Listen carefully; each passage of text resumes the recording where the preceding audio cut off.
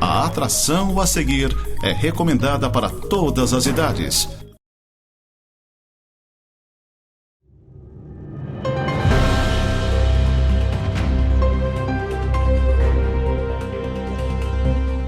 Olá pessoal, que bom tê-los aqui mais uma vez conosco.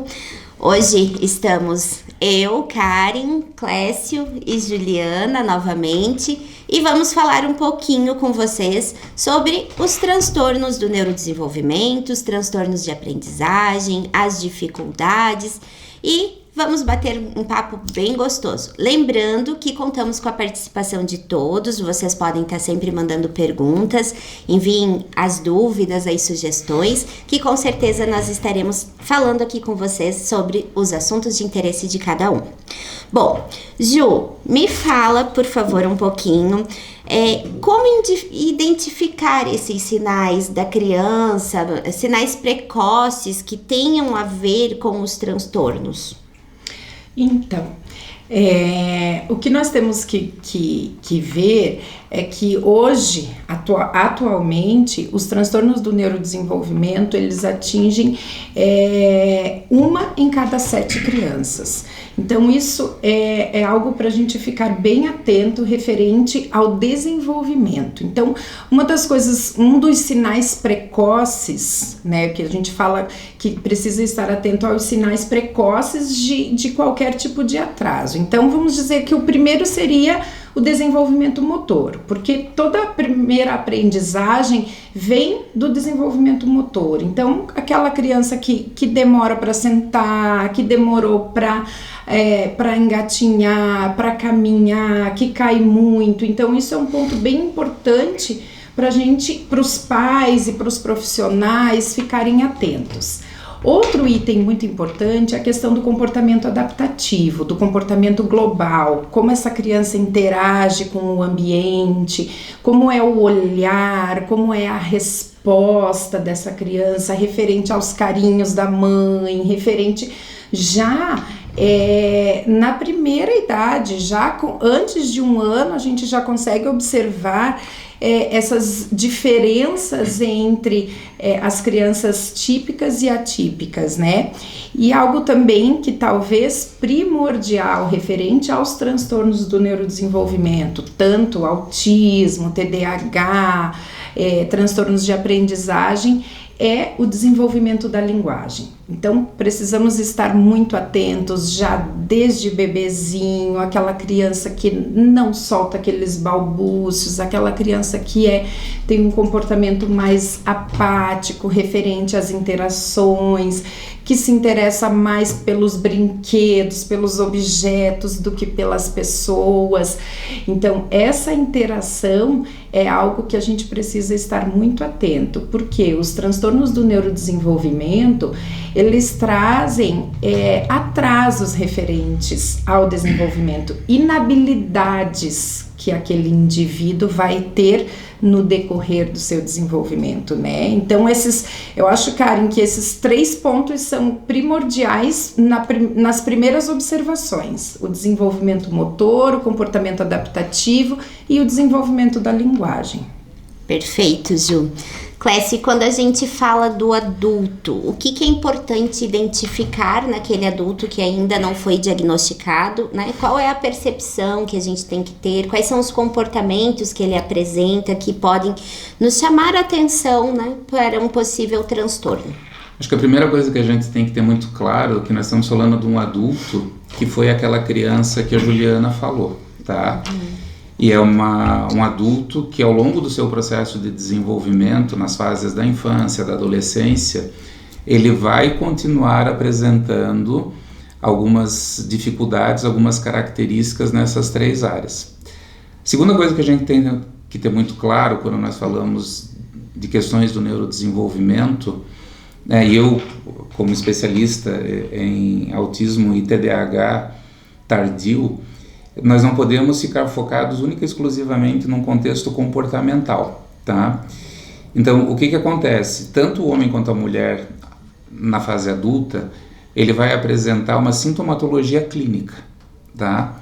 Então, existem características como um intestino que funciona de uma forma irregular, tá? Em que o indivíduo ele pode ter o intestino ou preso ou solto, e isso pode ter oscilação dependendo do momento em que ele está vivendo. Nós vamos estar falando do indivíduo que pode ter quadros recorrentes de alergia de pele, isso é uma outra característica bastante importante. Alterações de sono na neurodivergência, em torno de 70% dos indivíduos neurodivergentes têm alterações de sono importante. Essa alteração de sono ela pode ser ou a dificuldade para pegar no sono ou a dificuldade para manter o sono. Dores de cabeça ou enxaquecas recorrentes é uma outra característica que precisa ser observada, tá? Principalmente no público feminino, é um quadro muito comum. A pergunta, né? Por que dores pelo corpo e por que enxaqueca, no caso feminino? A mulher ela trabalha muito com o masking, com a necessidade de estar se adaptando ao contexto social, e isso provoca uma rigidez muscular forte, e como consequência essa rigidez muscular vai provocar esses quadros de dor pelo corpo ou de enxaqueca. Tanto que a comorbidade da fibromialgia ela é altamente comum em mulheres adultas diagnosticadas tardiamente. A intolerância à lactose, a intolerância ao glúten é uma outra característica importante. E processos de alterações metabólicas também é uma coisa extremamente válida de ser observada, tá? Tanto em questões hormonais como em questões de produção de neurotransmissores, são elementos valiosíssimos de análise para um processo de diagnóstico, tá? Saindo do contexto orgânico, nós vamos sim para um contexto comportamental, tá? E aí o que acontece? Nós vamos ter um indivíduo adulto em que ele vai se permitir ter contatos e relações sociais dentro de uma necessidade. Ele não vai ser aquele indivíduo que vai, por conta própria, buscar o contato social, e principalmente não vai ser aquele indivíduo que vai se sentir altamente satisfeito de estar num encontro social. É um indivíduo que consegue dentro de si perceber que ele tem necessidades de ter esse contato, seja por uma formalidade ou por uma informalidade. Ele vai para esse contato, mas ele participa e se afasta. Ele participa, ele se afasta. Isso é uma grande característica.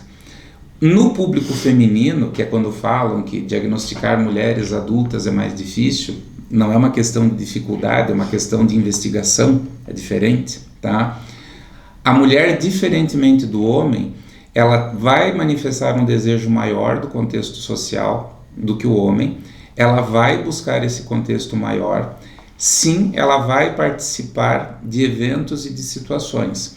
E eu não estou falando de balada, eu estou falando da reunião da escola, da reunião do grupo de trabalho, da reunião da família, tá? Porém, o que vai acontecer com essa mulher? É uma mulher que fica vigilante para observar como que as outras mulheres se comportam, para ela reproduzir, tanto comportamentalmente quanto afetivamente, o mesmo processo. E é uma mulher que, ao retornar para sua casa, ela vai retornar num nível de exaustão muito alto, tá? Uma literal ressaca social, em que no outro dia ela vai estar exausta, ela pode ficar exausta por 2, 3 dias, tá? E ela fica se perguntando o porquê. Aí vem aquela coisa tradicional, né? Porque ela trabalha, cuida dos filhos, cuida da casa, então essa vem a justificativa. Uma coisa que nós não podemos esquecer, a definição de quadros do neurodesenvolvimento, hoje pautada numa resposta sensório-motora. Então, o indivíduo adulto, ele vai apresentar sim uma hipersensibilidade sensorial. Muitas vezes essa hipersensibilidade sensorial ela não é percebida pelo indivíduo adulto, mas não é porque não é percebida que ele não tenha essa hipersensibilidade sensorial. E você vai identificar essa hipersensibilidade sensorial no momento em que você abre a situação com o avaliado e você vai conversando sobre as reações dele em virtude de determinados estímulos. Num contexto burocrático, uma palavra que eu gosto muito de falar, né, nós estamos falando de pessoas adultas, o que é o contexto burocrático? Trabalho, estudo, relacionamento familiar. Nós vamos encontrar um público muito alto, que vai ter uma dificuldade grande de continuar o seu processo de estudo, seja num curso técnico ou numa universidade. O índice de abandono é muito grande. Sim. Tá? Na questão profissional, nós vamos encontrar muitas pessoas altamente capacitadas, mas que apresentam dificuldades de se ajustar e de se integrar ao espaço de trabalho. Então, a coisa da oscilação profissional, de estar no emprego aqui e vai para outro, isso é muito comum na idade adulta. Nós também temos pessoas que conseguem fazer um curso que se adapte ao seu perfil e tenham uma vida profissional que se adapte ao seu perfil, porém, observa-se que é aquele profissional que exerce com excelência, tem um desempenho fantástico, mas restrito dentro do seu processo de ação, dentro da sua condução, tá? E uma coisa que nós não podemos deixar de lado, que é um sinal extremamente importante, é a rigidez cognitiva, tá? A rigidez cognitiva é quando o indivíduo ele tem dificuldade de flexibilizar aquilo que ele percebe e pensa, tanto em termos de valores quanto em termos de comportamento. Socialmente ele é definido como uma pessoa teimosa, tá? Mas é uma característica que vai um pouco além da teimosia. Nós estamos falando de um indivíduo que tem dificuldade de enxergar uma outra condição, uma outra perspectiva, e ele se apega àquela que ele se aninhou e ele não sai dali. São indivíduos que têm pouca vida social, são indivíduos que têm muita dificuldade para processos novos, indivíduos que muitas vezes até profissionalmente têm um bom salário, têm uma vida boa, mas não conseguem usufruir isso com viagens, com passeios, tá? Agora, o mais importante de tudo nisso é nós salientarmos duas coisas aqui. Eu estou falando de várias características que são tidas como socialmente aceitas. Isso é um problema, tá? Porque, como eu disse, é o indivíduo que é visto como teimoso, é a mulher que, na sua exaustão, é tida como aquela mulher que faz muita coisa, tá? Então, isso tem que ser muito bem observado.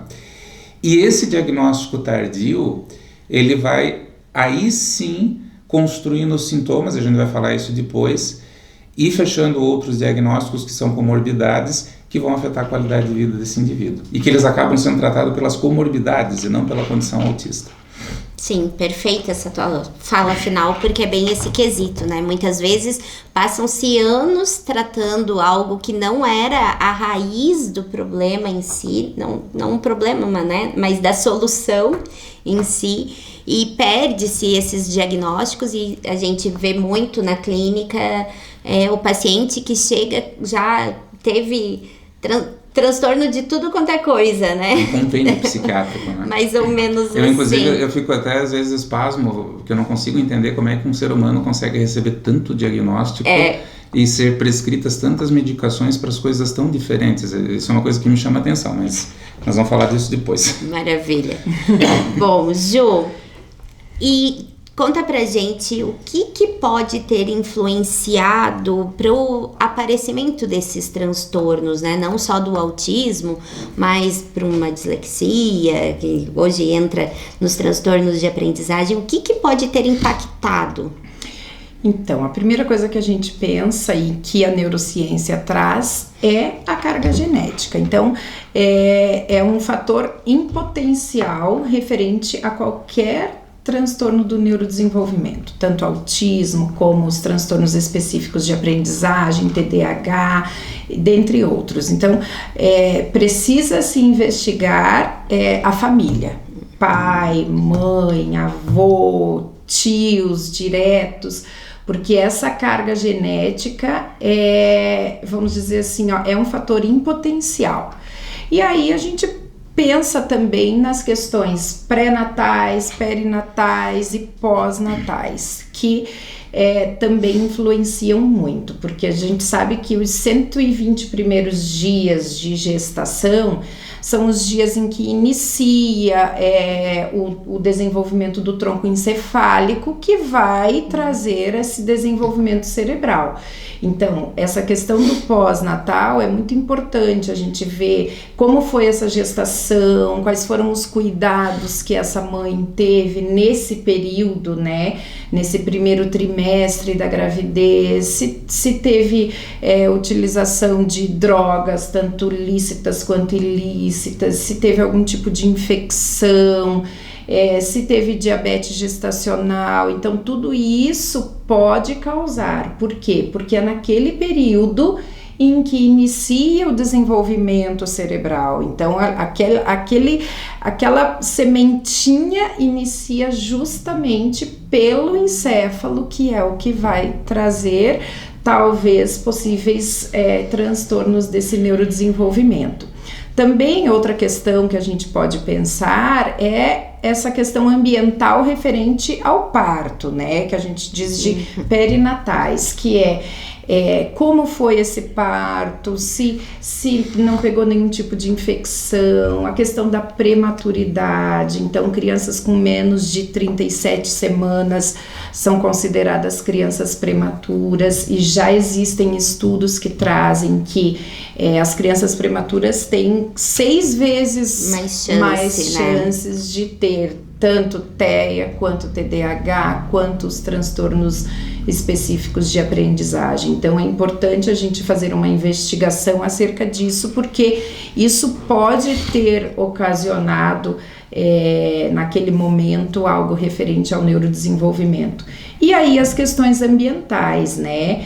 Infecções do sistema nervoso, porque isso é algo que vem com a criança. Então a gente precisa investigar tanto a parte pré-natal, perinatal, quanto pós-natal, para ver o que pode ter ocasionado esses possíveis atrasos no desenvolvimento.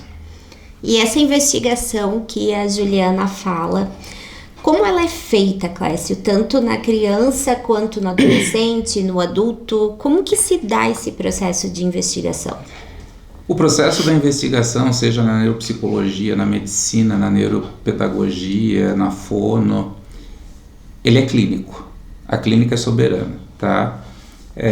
O que é um contexto clínico? É quando você senta com a pessoa e você faz junto com essa pessoa uma avaliação da sua dinâmica funcional. No caso da criança, você vai observar comportamentos e você vai ter esse processo com os pais, tá? No caso de adolescentes e adultos, você vai ter uma conversa direta com o avaliado. No caso do adolescente, muitas vezes você precisa ter uma conversa também com os pais, tá? Em que você vai coletar tudo, desde os primeiros anos de vida até o momento atual, em que esse rastreio ele tem por finalidade identificar o como que essa pessoa responde aos diversos estímulos que ela participa.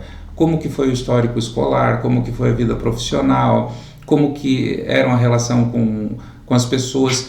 Todo o contexto clínico que eu mencionei agora há pouco, ele precisa ser investigado, tá? Para você ter na mão uma condição pertencente a esse indivíduo. Porque quando nós falamos de quadros neurodivergentes, nós não estamos falando de uma pessoa que no domingo à noite, depois que terminou o Fantástico, resolveu, vou ser neurodivergente a partir de amanhã, tá? É um indivíduo que nasce neurodivergente e que ele morre neurodivergente. Então, essa pessoa ela precisa ter uma dinâmica de funcionamento, tá? E essa dinâmica de funcionamento é como se fosse um tecer um tapete. Você precisa identificar características relacionadas à neurodivergência e você precisa fazer uma somatória, uma complementação dessas características para você poder identificar o que nós chamamos de um diagnóstico diferencial, tá? Se esse indivíduo, sim, ele tem uma dinâmica compatível com a neurodivergência, ou, vírgula, se as características que ele tem podem estar pertencendo a um outro tipo de condição ou de diagnóstico, tá? Feito isso, e que é a grande base sólida de todo o processo. No meu caso, o que acontece? No caso da Ju, provavelmente também. Você vai para uma testagem neurocognitiva em que você vai avaliar diferentes habilidades, que são habilidades qualitativas de resposta do sistema nervoso central na relação do indivíduo com os estímulos do meio. Para que serve isso? Isso tem por finalidade, fundamentalmente, identificar o como que esse processo neurológico funciona diante dos estímulos da vida. Uma coisa que eu coloco tanto para os meus avaliados quanto para os meus pacientes. Não basta dizer que o indivíduo ou tem altas habilidades de superdotação, ou tem TDAH, ou tem autismo, ou tem tudo isso junto, não. Esse indivíduo ele precisa saber como que o sistema nervoso central dele responde diante dos estímulos, para que as habilidades desse indivíduo sejam utilizadas favoravelmente como instrumentos de promover a qualidade de vida deles, tá? Então tem algumas pessoas que dizem assim, não, a gente vai fazer a testagem para ver se eu sou autista, ou se eu sou TDAH, ou se eu tenho... Não. Eu acho que nesse ponto é bem importante ressaltar uma questão, gente, que muitas vezes eles chegam com esses testes da internet, Sim. assim, né? Eu sou autista, ou eu sou TDAH, e nem sempre uma coisa está ligada à outra. Às vezes a tua testagem de TDAH, ela pode dar um resultado alto, mas essa sintomatologia que você apresenta, ela tá ligada à desregulação somente do autismo, né? Exatamente. Então, esse viés de interpretação clínica, ele é fundamental para que a gente possa realmente entender a importância do processo, porque nem sempre tudo é autismo, nem sempre é TDAH e nem sempre é altas habilidades e superdotação, né? Você ter um profissional de extrema competência que saiba diferenciar cada um e não dar, como a gente fala, assim, diversos Algo do cheques, senso comum, né? né? Eu já ouvi muito também as crianças, eu sou TDAH. Eu disse, mas o que, quem disse? A minha mãe disse? É bem isso. Então é algo assim que às vezes para algumas pessoas cai no senso comum, é agitado, não tem foco. É TDAH, né? É bem isso, Ju. Eu já vou trazer para a Juliana aqui nossas últimas perguntas, que estamos chegando ao final do nosso programa de hoje, né? Em si. Falando bem sobre isso, Ju, tem essa questão do desenvolvimento típico, atípico. O que você pode pôr pra gente um pouquinho sobre isso? A gente precisa, não tem como diferenciar os dois, um desenvolvimento, saber o que está atípico se nós não tivermos o conhecimento daquilo que é típico. Então, tanto para pais, quanto para educadores, quanto para profissionais especialistas nessa área, primeiro a gente precisa nos habilitarmos a saber o que é típico referente ao desenvolvimento, né? E isso, sabe, Karen, não é algo muito difícil, até para os pais, a gente encontra na carteirinha de saúde das crianças, está a base, né? Exatamente, que idade cada um tem que sentar, são exemplos assim. E ali traz, então, para que os pais tenham uma noção do que está dentro do tempo e o que já pode ser considerado atraso. Então, porque essa frase a gente escuta muito assim, ele não está caminhando, mas cada um tem seu tempo, eu tenho 2 filhos e cada um tem seu tempo. Isso, na verdade, não existe, gente. Cada um tem seu tempo, mas desde que esse tempo esteja dentro, vamos dizer assim, daquela janela de aprendizagem, como a gente diz, que o cérebro está aberto para o desenvolvimento. Então, se até o tempo que vamos dizer assim, que os marcos do desenvolvimento trazem, não conseguiu desenvolver determinadas habilidades, a Precisa gente estar alerta, pode né? considerar um atraso. Não quer dizer que todo atraso no desenvolvimento seja um transtorno ou que vai desenvolver, mas os pais, os educadores precisam estar atentos a essa questão. Então, não tem como saber o que é atípico se a gente não souber o que é típico, né? E pegando esse gancho, Clécio, os prejuízos de não fazer essa identificação, né? De você não... dessa identificação tardia mesmo, tanto na criança quanto no adolescente, o que isso pode gerar? O que você vê dentro da tua experiência clínica, esse prejuízo na identificação, na avaliação e num diagnóstico? Olha, eu vou começar a responder a tua pergunta dentro de uma polêmica que está brotando dentro das redes sociais e tal, né? Que diz mais ou menos o seguinte: não, porque o cara é adulto, então agora não faz tanto sentido, não é tão importante. Gente, eu escutar isso de pessoas leigas é uma coisa absolutamente aceitável. A pessoa leiga não tem obrigação de ter conhecimento, mas eu escuto isso de profissionais e profissionais respaldados falando sobre isso, e isso é uma irresponsabilidade, tá? Por quê? O indivíduo que não tem a informação sobre o seu devido processo de desenvolvimento, ele vai ter um prejuízo na sua qualidade de vida, ponto, acabou, tá? E como eu coloquei agora há pouco, esse prejuízo ele é tanto fisiológico quanto comportamental e emocional. E disso se desdobra o prejuízo social, o prejuízo financeiro, o prejuízo acadêmico. E o que acontece no diagnóstico tardio? Indivíduos diagnosticados no neurodesenvolvimento tardiamente, recorrentemente apresentam comorbidades, tá? Ou um transtorno depressivo, ou um transtorno bipolar, um quadro psicótico, quadros de ansiedade, tá? Trazendo uma dificuldade muito grande para o seu processo. Então, assim, você muitas vezes no diagnóstico tardio, você precisa trabalhar esse indivíduo para você reduzir sintomas de comorbidade primeiro, estabilizar esse indivíduo para depois você desenvolver ele para alcançar as coisas que ele tem. Então, eu sei que o nosso tempo está acabando, a mensagem que eu quero deixar aqui é a seguinte: o diagnóstico tardio, independentemente de nível de suporte, de intensidade da manifestação desse processo do neurodesenvolvimento, ele precisa ser extremamente respeitado, ele precisa ser valorizado e ele precisa ser tratado.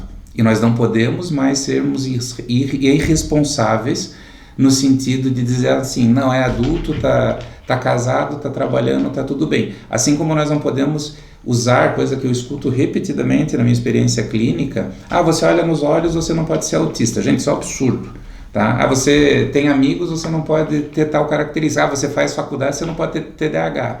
Gente, isso é coisa de gente, desculpe, ignorante, que não estuda e que não tem conhecimento. Tá? Nós estamos falando de uma coisa extremamente séria, extremamente importante, e só quem convive com pessoas adultas de diagnóstico tardio, seja dentro de casa ou seja na clínica, trabalhando adequadamente, sabe do impacto que provoca.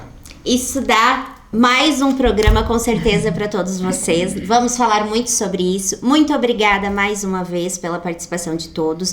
Mandem as dúvidas, mandem as suas perguntas que nós estaremos aqui. E lembre-se, gente, se você identificou qualquer um sinal, qualquer atenção que você tenha de desconfiança, busque ajuda profissional, vá investigar, seja para um estímulo ou para uma avaliação ou para um diagnóstico. Isso é muito importante. Um abraço a todos.